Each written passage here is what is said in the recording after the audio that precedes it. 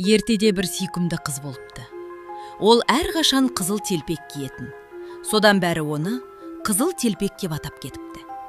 Бір күні анасы: «Қызым, әжең ауырып қалыпты.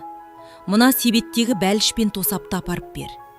Бірақ орманда бөгелме, бейтанысқа жолама» дейді. Қызыл телпек қуанып жолға шығады. Орман іші тыныш, құстар сайрап тұр.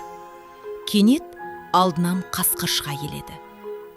Қасқыр күлімсіреп сұрайды: «Қайда барасың, қарындасым?» Қыз аңғал еді, бәрін айтып қояды. Қасқыр ішінен қуанып: «Алдымен мен жетіп алайын» деп жүгіріп кетеді. Қасқыр әжені жұтып, киімін киіп төсекке жатады. Қыз келгенде бәрі бір түрлі көрінеді.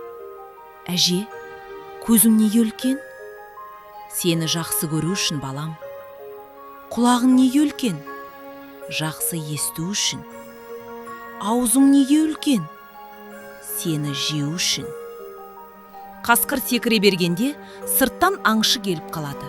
Ол қасқырды тоқтатып, ішінен әжені аман есен шығарады. Содан бері қызыл телпек анасын тыңдайтын, орманда жалғыз жүрмейтін болған екен.